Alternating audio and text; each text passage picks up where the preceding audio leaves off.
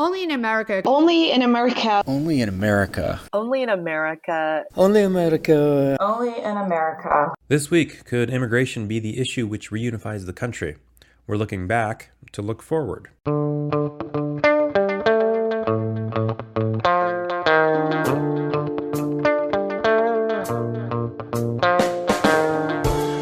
are the descendants of 40 million people who left other countries, other familiar scenes, to come here to the United States to build a new life, to make a new opportunity for themselves and their children. I think it is not a burden, but a privilege to have the chance in 1963 to share that great concept which they felt so deeply among all of our people. To make this really, as it was for them, a new world for us, and indeed for all those who look to us.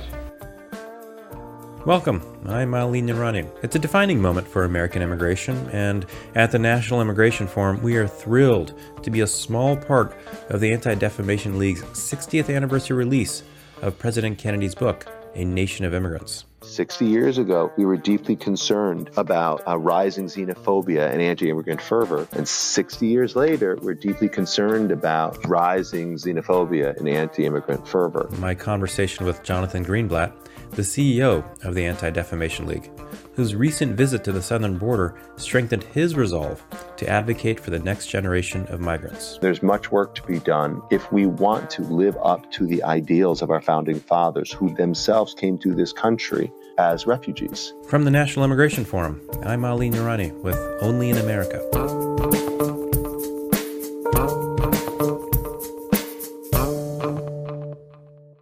Over the last few months, amid the nation's increasingly bitter politics, we sat down for 27 living room conversations with faith leaders, police officers, business owners, immigrants, refugees, and other community members in cities and towns across the country.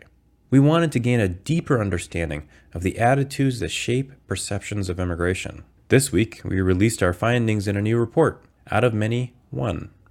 The report lays out the fears and aspirations Americans have when it comes to the immigration debate, and points to a path forward where we can once again be a nation of laws and a nation of grace. And to give you a sense of what we found and what we heard, let me take you to Southern California.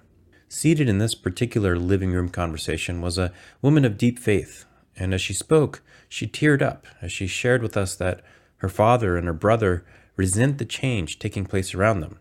She said, they're driven out of absolute fear that they're going to lose their sense of security or identity. And later, in this very same conversation, another participant, a child of immigrants, told us, I feel proud to be an American. I don't know if America is proud of me. A recent report by our partners at More in Common helped us understand what we saw in these living room conversations. Their report, Hidden Tribes, a study of America's polarized society, provides new insights into the values that shape Americans' attitudes on immigration.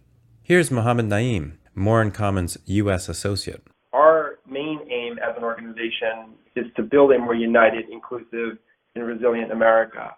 The story that is often told about any one of these issues is that the U.S. is profoundly polarized and is generally a 50-50 country. And that's just not the case. Americans are frustrated by division. They're frustrated by the social fragmentation and the way in which our politics has bled into our social life. The conversations, nearly all of which took place in conservative, suburban, or rural areas, identified an unambiguous desire to rise above the polarization in order to build the coalitions that are needed to make overdue policy reforms. In fact, More in Common's survey found that 60% of Americans said that we need to heal as a nation rather than, quote, defeat evil within it. Megan Blanton, a previous guest on Only in America and now director of college and career readiness in Spartanburg, told us this.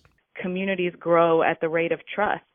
And if there's fear or hostility or distrust, then our overall growth is going to be stunted and held back until those issues are resolved. And really listening to each other and hearing each other's stories and recognizing immigrants for their contributions, that's what is going to be able to push this conversation forward and help us to come up with practical solutions that are going to benefit all of our community. And Chief Ramon Batista of Mesa, Arizona, who actually hosted a conversation for us, told us, Immigrant communities, they believe in the same things everybody else believes. They want to work hard. They want to provide for their family. They are God-fearing folks, and they really do believe in the rule of law.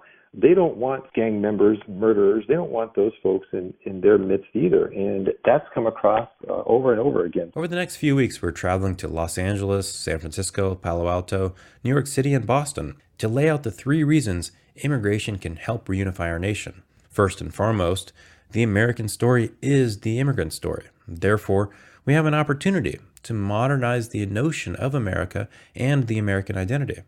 And second, the faith community can take the lead in addressing questions and concerns around culture as it's related to demographic change. And the most important factor comes last. That being that of the issues that polarize the American politic today, immigration is one of the few with a modern history of bipartisan leadership. So looking back, we see that throughout our history, our nation has overcome divisions to find a path forward.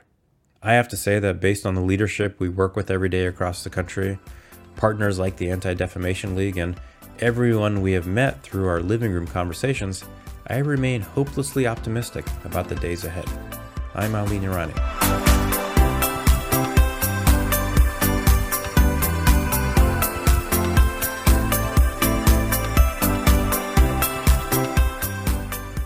You can read our report at our website and learn how to get involved at immigrationforum.org. Support for the National Immigration Forum comes from the James Irvine Foundation, expanding opportunity for the people of California, and from the Carnegie Corporation of New York, established in 1911 by Andrew Carnegie to promote the advancement and diffusion of knowledge and understanding.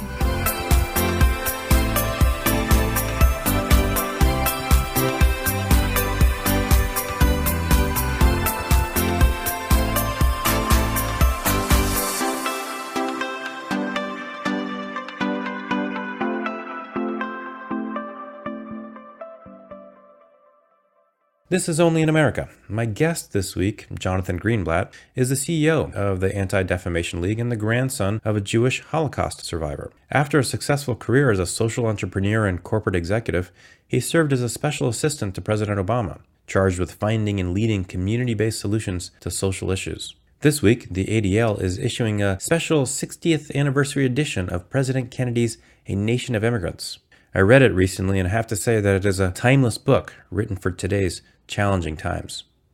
Jonathan and I chatted about his background and how he came to lead the ADL and how, quote, securing justice for all peoples is a big part of the organization's mission. I came back to Boston for my senior year and talked my way into an internship at this organization that I had heard of, that I knew was involved in fighting anti-Semitism, and that was the ADL.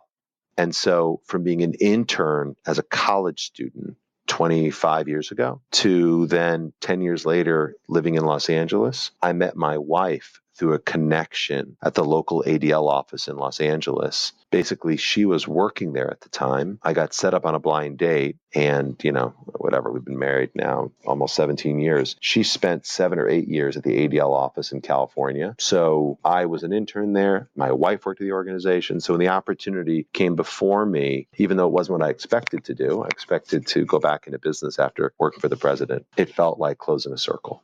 I remember we talked a couple of months ago, and you described the ADL in a way that I wasn't expecting, because I was expecting the organization to really focus on the Jewish community. Rather, it's a much broader perspective on civil rights in the country. Yeah, I would say that the ADL is arguably the world's leading anti-hate organization. It was founded in 1913. In response to an escalating climate of anti-Semitism in the U.S., a man named Leo Frank was lynched, a very famous case in the South. And the founders of ADL, when they created this organization at a time when anti-Semitism was very prevalent, Jews couldn't attend many universities, live in many neighborhoods, work in many professions. These individuals created an organization, and the charter they wrote still endures, and the mission statement they crafted, we still use. It is, quote, to stop the defamation of the Jewish people and secure justice and fair treatment to all. So at a time, Ali, over 100 years ago, when the Jewish community in this country was weak and their future was uncertain, and they didn't have political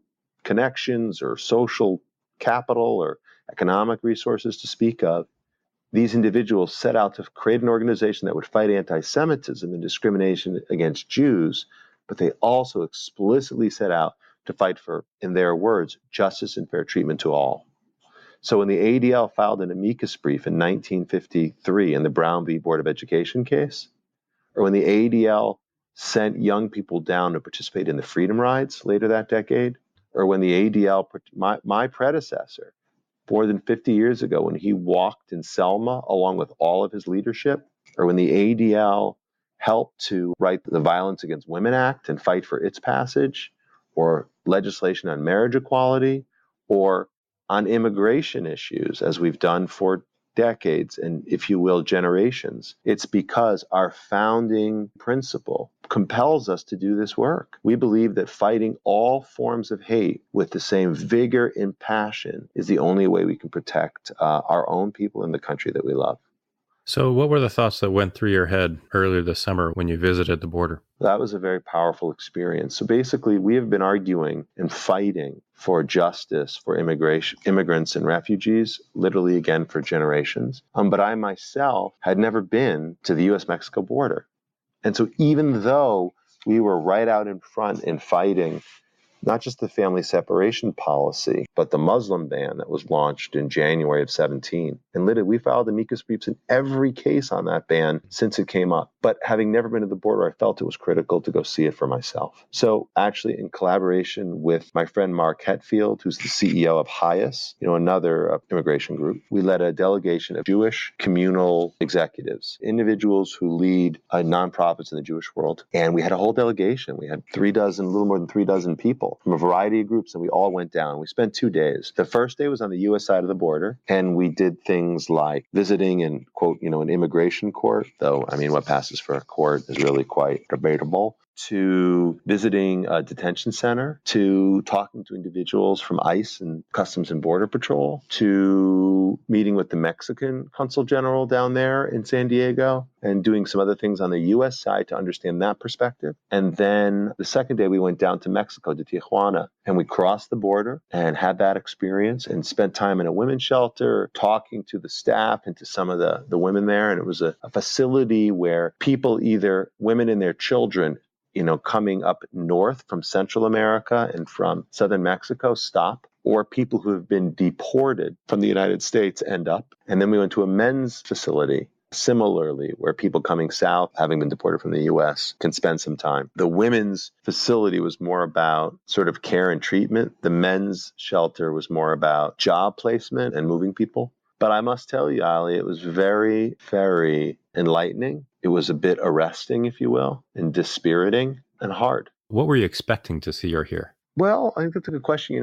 I did not know exactly what to expect. I had people who went down to McAllen a couple months ago when all that situation broke, and they reported back on what they saw, which was really quite horrible. I just wasn't sure. I will tell you that, number one, I learned that what we have as a process to handle these immigrants, these people who are coming over, is less than ideal. And I think not what you would expect in a democracy of our sophistication. Number two, the facilities and the places where we're holding these people do certainly not represent our better angels. And number three, figuring out how to facilitate a more humane and decent process it's in the national interest, because the dehumanization that happens when you take these men and women who come over, by the way, some of them may come over illegally, just to be clear. And we need to have to use the term again, sophistication, to distinguish between people who are coming over because they are fleeing domestic violence and narco trafficking, who themselves may actually be human trafficked, versus those people who are just looking for,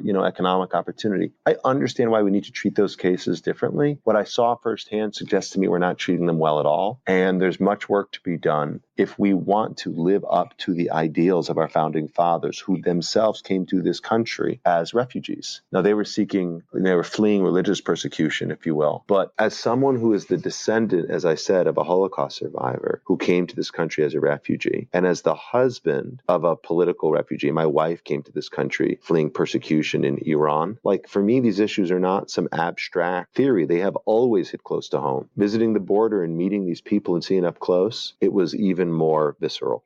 The three things that you laid out were almost policy oriented. What I struggle with, and I think what all of us struggle with, is, okay, how do we explain to the American public, who is legitimately confused about what is actually happening and what the country is doing, how do we explain to them this is the reality of why men and women are fleeing Central America, why our immigration system is broken. So kind of knit together, if you could, the policy challenges that you laid out, but put them in, how do you talk about those in a way that somebody is there with you at the border? So this question about how do you move from policy solutions to making it personal and giving individuals insight into what's really happening. It's funny you should say that. I mean, we struggle with those issues quite a bit in our day-to-day efforts to fight anti-Semitism and all forms of bigotry, right? It's like, how do you make it hit home?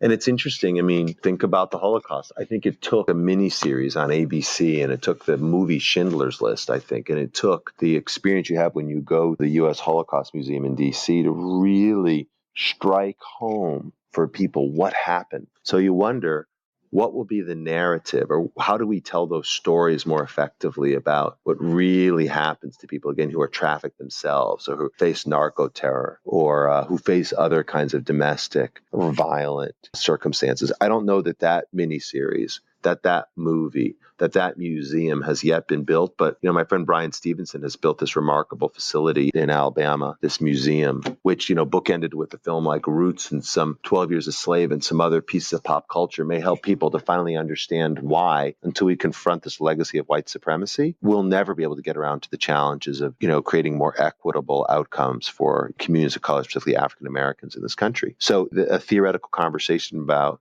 reparations or things may be up in the ether, but when you get down to it and you go to the museum and you see the dirt, the land under which people were lynched, and you see the photos and you hear the stories, it hits home in a different way. I mean, I can tell you here at ADL, for what it's worth, we're constantly, like I said, fighting that on this issue, trying to get our community connected to the issue. Like right after the Attorney General announced the zero tolerance policy, sure, we released a statement and we delivered a letter to him, but we've tried to do more. I mean, we started a petition to call for an end to the zero tolerance policy. We engaged our community, our constituents, and in a month, we literally raised nearly 40,000 or gathered 40,000 signatures, which we presented to DOJ or to DHS. And when the family separation policy was announced, we did a video, short, I don't know, it was maybe a couple minutes.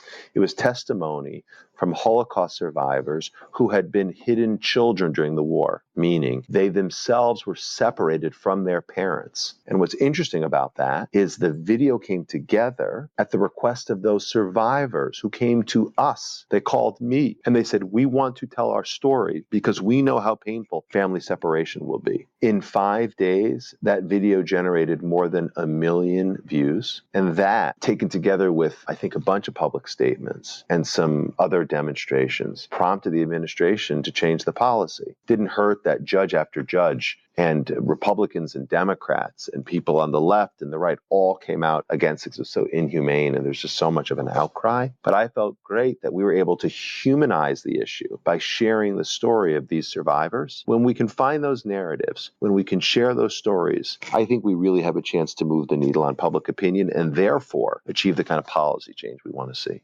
The quintessential narrative around American immigration is that we are a nation of immigrants. This fall, the ADL is issuing a new edition of President Kennedy's Nation of Immigrants. In the 1930s, when we had far more restrictive immigration laws until recently, they kept Jews who were trying to flee Nazi Germany and flee the violence in Europe or the growing threat of violence in Europe. The United States, to a large degree, refused entry to those people and basically made accusations that they could have diseases or they could be criminals or there could be fascist spies among them. And then in the 40s, after the war, despite the catastrophe of it, when Jewish refugees and displaced persons wanted to come to America, once again, with our restrictive laws, we refused them entry. And we said they could have diseases or there could be criminals among them or even communist spies. So then in the 50s, after the Soviet Union invaded Eastern Europe, there was another wave of immigrants. And the head of the ADL at the time, a guy named Ben Epstein, was so disturbed by seeing, once again, public sentiment coalescing around restrictive immigration policies. He felt like he needed to do something. And so in that case, he reached out to a politician, the junior senator from Massachusetts, who himself was the grandson of a well-known immigrant and an aspiring politician, a war hero from the Korean War, and said, hey, would you be interested in writing a book? We will commission it, meaning we will pay for it. But we'd like you to tell the story of the fact that we are a country of refugees and a nation of immigrants. So he wrote that book. It was published in 1958, and it had a dramatic impact on the debate in this country about immigration policy in the late 50s. But this year, represents the 60th anniversary of the publication of the book. And by the way, Ali, it's still in print. Like, you could still buy it on Amazon today. 60 years and it's still in print. But we felt it was time, it was a moment to republish the book because its message is so relevant. 60 years ago, we were deeply concerned about rising xenophobia and anti-immigrant fervor. And 60 years later, we're deeply concerned about rising xenophobia and anti-immigrant fervor. And the book, which literally helped to inspire the passage of the Immigration and Nationality Act in 1965, by the way, postscript, we got very involved in that debate in the late 50s. We published the book. We were very active advocates. And I'm proud to share with you, I don't think I've ever told you this, on the wall of my office, I have a framed thing that I found in the ADL archives. It is a telegram from the White House staff secretary to Ben Epstein, who had this job, inviting him to a signing ceremony on Liberty Island when President Johnson would sign the Immigration Act. I also have in that frame one of the pens that President Johnson used and gave to Ben that day, and a handwritten note from Vice President Hubert Humphrey to Ben, again from that day.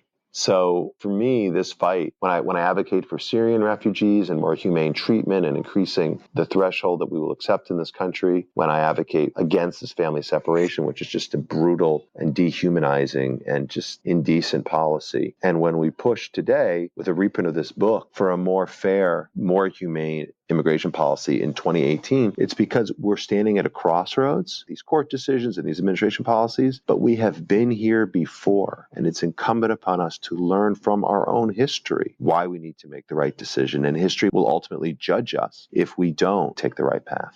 Well, I hope in the years ahead, we'll be adding another letter from a White House and another pen signing an immigration bill. So thank you, Jonathan. But I have one last question for you. Sure, Ali. Fire away. The name of the podcast is Only in America. So finish this sentence. Only in America, ...